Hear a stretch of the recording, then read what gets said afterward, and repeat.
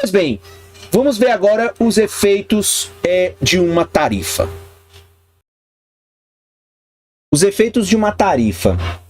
Em seguida, os economistas holandeses passam a analisar os efeitos de uma tarifa, ou seja, um imposto sobre bens importados. Então, qualquer produto que entrar no país será tarifado, terá uma taxa que aumentará o seu preço.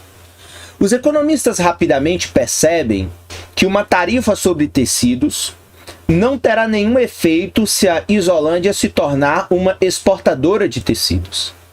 Se ninguém na Isolândia estiver interessado em importar tecidos, uma tarifa sobre as importações desse bem será irrelevante. Então, na situação lá em que o país é exportador, não tem razão de se criar tarifa. A tarifa só tem sentido, portanto, ela só tem importância se a Isolândia se tornar uma importadora de tecidos. Concentrando sua atenção nesse caso, os economistas comparam o bem-estar com e sem a tarifa. O gráfico 4 mostra o mercado holandês de tecidos. Havendo livre comércio, o preço interno iguala-se ao preço mundial. Então veja, o preço interno iguala-se ao preço mundial. Uma tarifa eleva o preço do tecido importado para além do preço mundial no valor da tarifa. Os fornecedores internos de tecidos, que competem com os fornecedores de tecidos importados, agora podem vender seu produto pelo preço mundial mais o valor da tarifa. Assim, o preço do tecido, tanto do importado quanto do produzido internamente, aumenta o equivalente à tarifa e se aproxima, portanto, do preço que vigoraria na ausência de comércio. Então, se um país se torna importador, é porque o preço interno é maior que o preço mundial. Então, portanto, o preço interno cai ao preço mundial. Mas, ao criar uma tarifa no produto importado, que, portanto, eleva o preço, agora o preço dos produtos importados neste país, faz com que o preço dos produtores nacionais também suba ao nível dessa tarifa mais o preço mundial. Então, você, portanto, aí, como ele diz no final deste parágrafo, aumenta o equivalente à tarifa e se aproxima, portanto, do preço que vigoraria na ausência de comércio. A mudança do preço afeta o comportamento, portanto, dos compradores e vendedores internos. Como a tarifa eleva o preço dos tecidos, reduz a quantidade demandada internamente de quantidade demandada 1 para quantidade demandada 2 e eleva a quantidade ofertada internamente de quantidade ofertada 1 para quantidade ofertada 2. Então aqui, mais uma vez, a lei da demanda e a lei da oferta, ou seja, o preço ele subiu um pouco por conta da adição da tarifa, então agora a demanda vai comprar um pouco menos e a oferta vai ofertar um pouco mais de mercadoria, porque agora o preço está um pouco melhor. Assim, a tarifa reduz a quantidade de importações e desloca o mercado interno para um ponto mais próximo de seu equilíbrio sem comércio. Então, na verdade, o propósito da tarifa é aproximar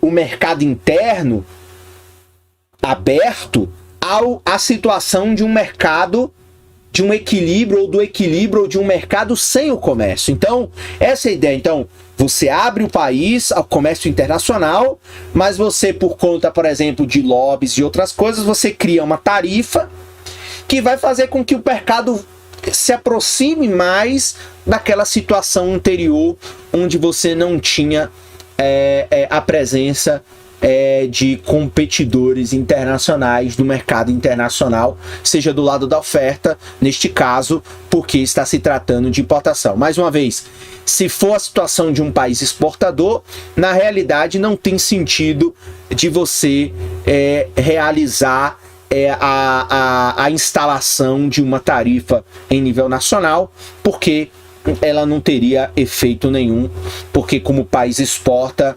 dificilmente você teria alterações no comportamento de compradores e vendedores, ok? Vamos considerar agora os ganhos e as perdas resultantes da tarifa. Como ela aumenta o preço interno, os vendedores internos ficam em melhor situação e os compradores internos em pior. Além disso, o governo obtém receita. Lembrando, a tarifa é uma receita dos governos.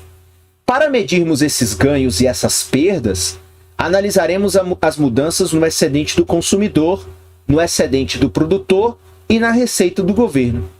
Essas mudanças encontram-se resumidas na tabela da figura 4. Antes da tarifa, o preço interno é igual ao preço mundial.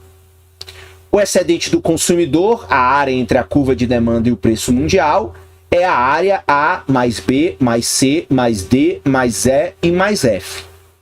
O excedente do produtor, a área entre a curva de oferta e o preço mundial, é a área G.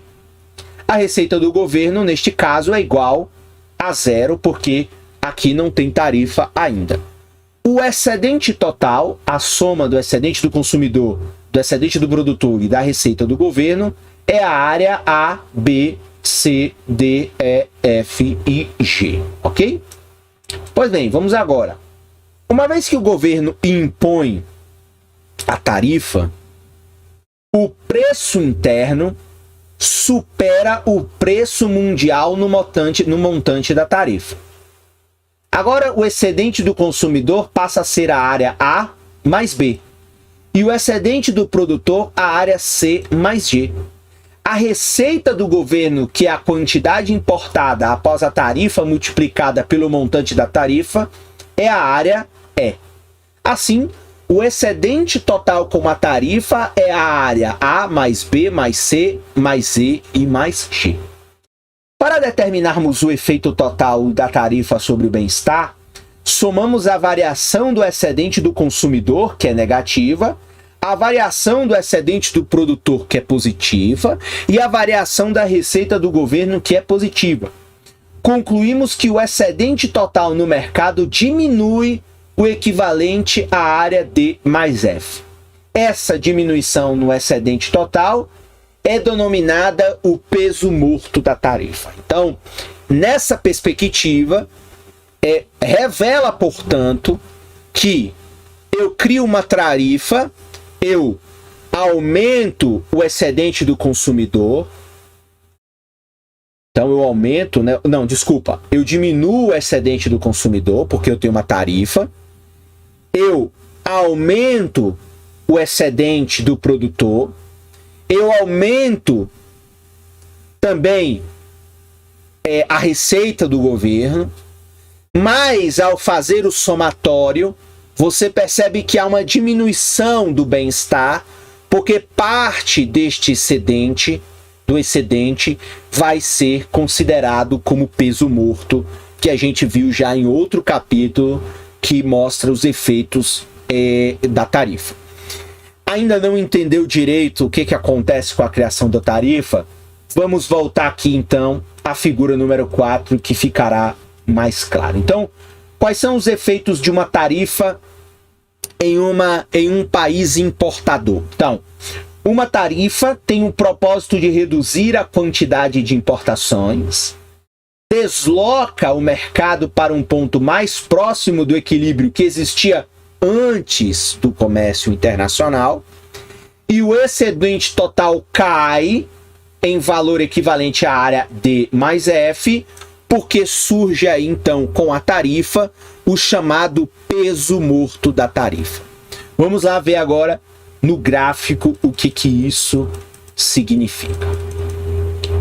Então, nós temos aqui antes da tarifa e depois da tarifa. Então, veja, antes da tarifa, então vamos usar o gráfico aqui, nós temos o seguinte, nós temos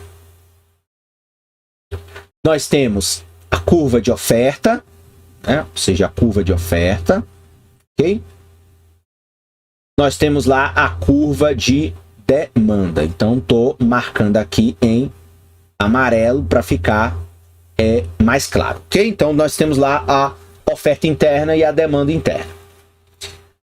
Nós tínhamos a situação do país em que o preço interno dele é maior que o preço mundial e, consequentemente, ele se torna importador. Então, eu tenho aqui o preço de equilíbrio sem comércio maior que o preço mundial. Então, eu abro esta economia e a oferta vai cair ao ponto do preço do mundial e a demanda vai aumentar porque, consequentemente, o preço mundial é menor. Então, lei da oferta e lei da demanda. Preço menor, a oferta interna diminui, os produtores internos não se sentirão estimulados a produzir este preço, mas a demanda vai aumentar substancialmente porque agora o produto está mais barato. E aí, consequentemente, a diferença entre essa oferta menor e esta demanda maior será agora resolvida a partir de uma importação, neste momento sem tarifa. Aí o governo resolve estabelecer uma tarifa de importação com o objetivo de diminuir as importações, porque considera as importações prejudiciais, por exemplo, ao lobby de produtores deste país. Então, você estabelece a tarifa, então o preço agora aumenta, vem para cá, então preço com tarifa. Então agora, o preço com tarifa faz com que você tenha uma elevação da oferta. Então, dado que eu tenho um preço com tarifa, o preço está maior, isso faz com que os produtores se sintam estimulados a produzir mais, mas esta tarifa diminui a produção por conta de o produto agora estar mais caro. Então, lei da demanda, mais uma vez, preço maior, diminui a quantidade demandada. Então, você agora vem para esses dois pontos aqui, em que você tem a quantidade demandada 2 e a quantidade ofertada 2. Então, nessa situação, você vê que há uma diminuição do hiato, porque você se aproximou ao equilíbrio anterior, né, ao equilíbrio deste mercado sem o comércio, mas você tem aquele hiato. Então você tem uma oferta ainda menor e uma quantidade demandada maior a este preço com tarifa. Esta diferença será agora a importação com tarifa. Então, a importação com tarifa. E aí, o que acontece aqui? Acontece que, antes do comércio, qual era o excedente do consumidor? Então, você tinha o excedente do consumidor, vamos subir aqui. Então, antes da tarifa, qual era o excedente do consumidor? Então, nós temos aqui a curva de demanda. Então, antes da tarifa, era tudo que estava acima do preço sem tarifa e abaixo da curva de demanda. Então, o espaço A, B, C, D, E e F. Então, tudo que está acima do preço sem tarifa e abaixo da curva de demanda.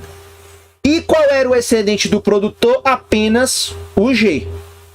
Então, note que numa situação de importação, quem mais se beneficiava eram os consumidores por conta do preço muito baixo do produto importado.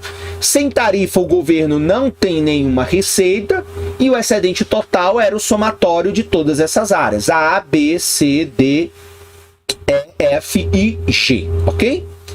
Com a tarifa, você trouxe a curva aqui para cima agora, né? Você trouxe o preço agora com tarifa, levou a um ponto maior. Então, claramente, o excedente do produtor agora aumenta, então fica G e C.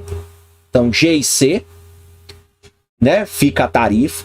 E agora, o excedente do produtor, que é o que está acima do preço e abaixo da curva de demanda, fica apenas o ponto B e o ponto A. Ou seja, eu aumento um pouco o excedente do produtor, mas eu diminuo o excedente do consumidor consideravelmente.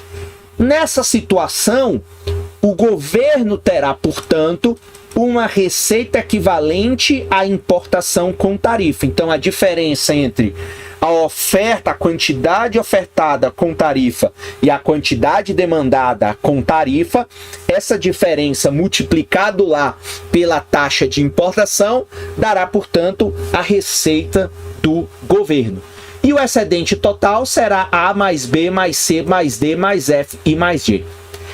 Esse peso morto, considerado da área D mais F, mostra a queda do excedente total e representa um peso morto causado pela tarifa. Lembrando aquela coisa, lembrando aquele detalhe que a gente viu quando a gente falou lá de tarifação em um capítulo anterior. Ou seja,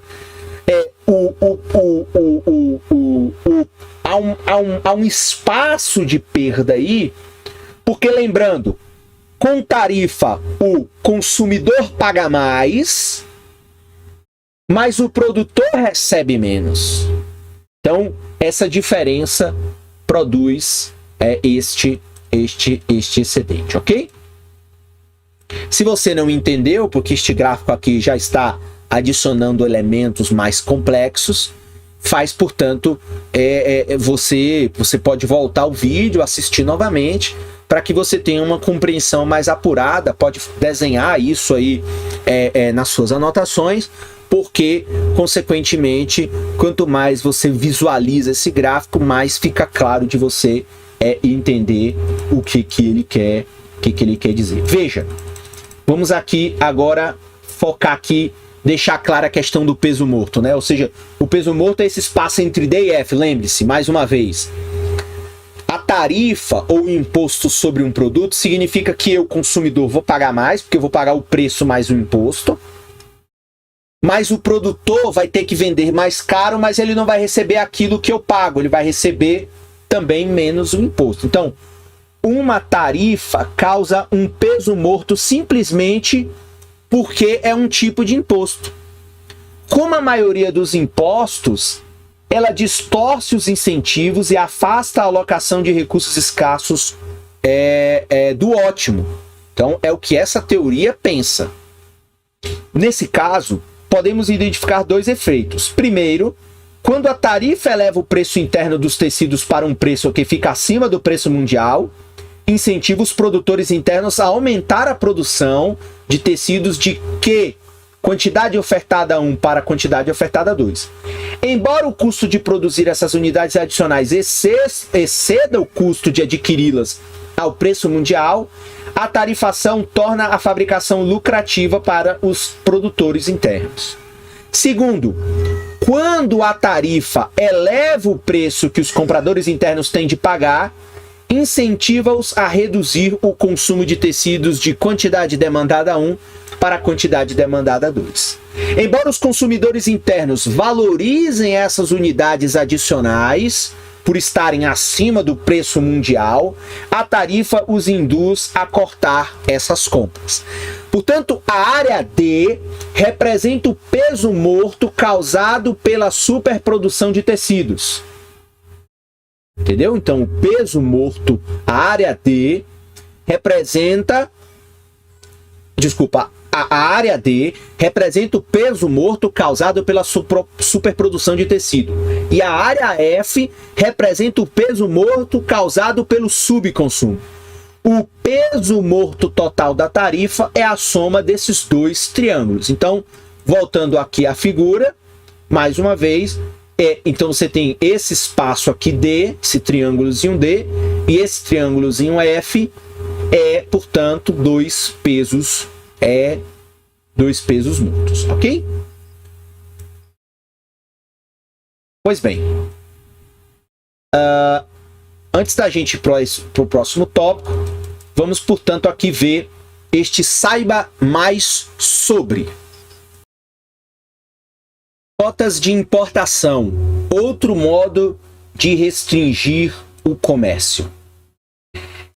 Além das tarifas, outras formas de as nações, às vezes, restringirem o comércio internacional é estabelecer limites sobre a quantidade de um produto que pode ser importado. Então, é outra técnica que os países utilizam para criar barreiras ao comércio internacional, caso esse país se sinta prejudicado com a importação de produtos de outros países. Então veja que esse não é meramente um assunto econômico, é claramente também um assunto político, um assunto de relações internacionais e da forma como os países eles se relacionam em torno dos vários produtos que são comercializados aí